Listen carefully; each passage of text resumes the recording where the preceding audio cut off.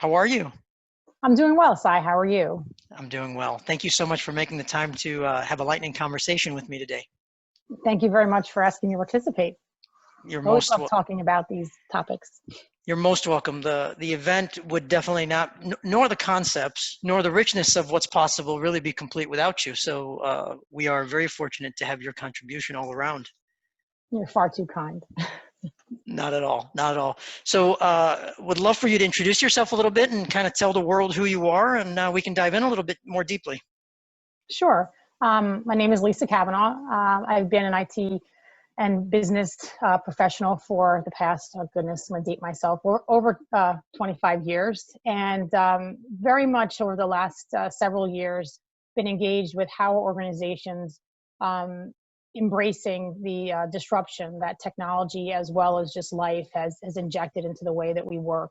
And very much looking at how the the ways that we have operated and the things that I knew very much became near and dear to how I worked in the early stages of my career that really started to work against us as organizations were evolving in like I said, the way we work today. So with the support of you, Sai, and working with you in our past, and really gaining an awareness to a mindset that is very different with how to navigate the complexity of the world that we're in today, and really lead through that and leading organizations through that. So I was in an organization for 23 years and recently, almost 3 years ago at this point, moved on to try to challenge myself in ways of embracing the unknown and stepping into an area that was newer for me and helping that organization as well as other organizations be able to adapt and adopt a mindset that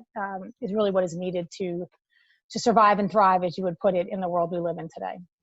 Excellent. And definitely as you kind of look at the narratives all the way from technology enabled, to business focused, to human powered and society embracing, as well as the themes from the risk and the complexity and the uncertainty and the future proofing and resilience and anti-fragility, what really strikes you? Where's your head and where does your heart and soul take you with all that? I think really it's the intersection of all of that. I think there's many people that, or many approaches that really focus on one or the other. Is it technology that drives the business? Is it the business that drives the technology? Where do the people fit into that? How does that interact with society and the macroeconomic things that we face, that we all face, that transcend our day-to-day lives? So I think that for me, when you look at the different themes, it just highlights for the fact that our world is just continuing to become more complex. There's a level of unknown that always exists. But I think that we get into stages of our lives or our careers where there's a lot more level of known, and we almost trick ourselves into thinking that, okay, I've got this and I can, I understand how to do this. And, it's not as chaotic or it's a level of chaos I'm able to engage. And then you get hit with something that really disrupts your world. And it's a wake up call that, as my son would tell me from a quote from one of his movies, that really would be much happier if we just accepted the fact that we're really not in control and that we have to embrace a level of that unknown and recognizing the fact that there's a complexity to it and give it the credence that it deserves.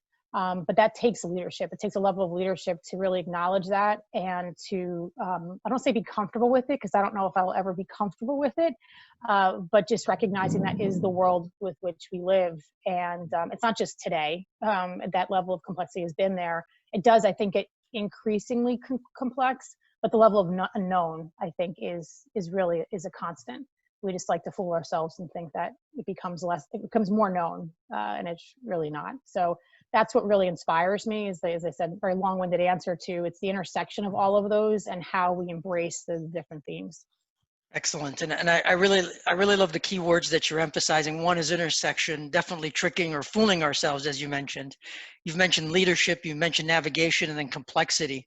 As you kind of look at that core set of elements, what advice and what guidance do you have to leaders today and in the future? I think the biggest advice would be to really say, it's okay that I don't have all of the answers, and it's okay that my team may not have all of the answers, and really looking for leaders within your organization that are able to embrace that and spend more time seeking to understand from each other and from others that may have different experiences on what to do next, and really having the courage as a leader for yourself and your team members to confront those that are not. Sometimes our best successes in the past are our biggest constraints because we can't get beyond them. And we think that if we just can do something similar to what we've done in the past, it's going to yield the same successes it may have yielded in the past, when the playing field is very different. And I see way too many leaders and way too many people get hung up on the fact that they just can't let go. They can't let go of the fact that what made them successful may not be what's going to make them successful. And there's books about that. What got you there is not going to be what's going to get you there, kind of thing. But it's hard to do that because we just hold on, and the change and accepting, and in many situations, recognizing that it's going to make those leaders uncomfortable because the skills that got them there may not be the skills that are going to get them there. So they're going to go from a very solid foundation that made them very successful to a very, soft foundation. And that's going to put them in, depending on what stage they are in their careers, it's going to be received a little bit differently. So it's being able as a leader to recognize that and making it okay to create an environment for them to explore that, but to also grow, but also setting the bar to the point of it's okay that there's going to be a learning curve, but you have to step into it, and you have to want to learn it, and you have to want to change. So it's really looking for people within their organization across the board that want to embrace that mindset. And not to say that people that don't, just fire everyone, but just what roles do they play? Being very careful with what roles you put certain individuals in that are really more comfortable in that zone that they've been able to create for themselves. And just making sure you're setting expectations with those folks that it's okay, but it also will limit them as far as they grow. So that's really the advice for leaders, is being very aware of the mindset, aware of the behaviors that demonstrate the mindset, and then making sure that the leaders and the people they put in key roles demonstrate that mindset. You can't push people there. They have to have the openness and want it. And perhaps you might have touched upon the answer to this question or what have you, but for leaders that are struggling with exactly what you're describing, what guidance can you offer them? Which then themselves are struggling with the fact they don't have the skills, or the fact that they have team members they themselves, as basically everything you're saying, hey, this is a reality that you have to deal with. And if they look at that and they shun it and they say, no, I don't want to deal with that reality, or I don't have to deal with that reality, what perspective would you offer them? Or that deny it, even if we use the word denial. For those that deny it, I would probably say, come back and talk to me when your level of pain is high enough that you're truly experiencing it. Because until they experience some level of pain, you can't convince people that they're going to hit it.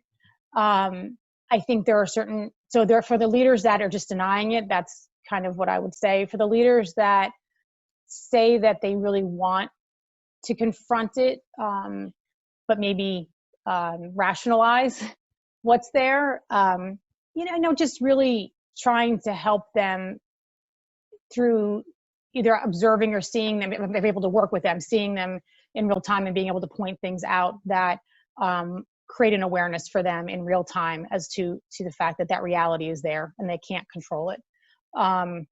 It's just, and if for people that I wouldn't necessarily have contact with, I would probably suggest them maybe observing a few behaviors over the course of a period of time and saying, okay, what do you think that really is? How are you going to rationalize your way around that? But I do believe, and Sai, you and I've talked about this a lot, and I, really, you taught me this, is just, it's a matter of the level of pain that people are in. It's to be the will, and I don't mean pain in a, in a way, but how much are you feeling the pressure that something needs to change? And therefore, what is your willingness to listen to what the reality really is? You can only escape reality for so long, and she catches up to you. I was just going to say that. She never gives up. She always catches up to you. It's a persistent thing. Yes, she is. Yes, she is. Any other any other sort of thing you'd like to leave us with? I know you're going to be involved with the event on the 19th and very much looking forward to it, but any other thoughts that you'd like to leave us with between now and then? I think really just take the current crisis and crises that we are going through from the macroeconomic and broader world, as well as every single business, and truly try to internalize it and just recognize it's not just about, you can find many crises every single day, and it does exist. And the more you embrace a mindset of resilience and recognize the complexity of the world that we live in, the better you are going to be to weather that next crisis that you're confronted with, that you're not going to know what it is. We're going to spend a ton of time analyzing this current crisis. So I'm going to be so smart about it, but this crisis the way it happened is not going to happen the same way ever again. So you can't protect yourself from it, as people are trying to say you can. You can only better prepare through a mindset and prepare through how you operate your business to be able to sustain it. But then you can also learn and grow from that to make yourself stronger. So I would just say really use this as a wake-up call that it's always out there. The complexity is real. The unknown is real. And it's just, how do you build a business that's able to get stronger from it, as opposed to, diminish from it. Wonderful. Well, definitely appreciate your time, and likewise looking forward to your participation in the event. Thank you so much. Thank you so much, Sai. Take care. Take care.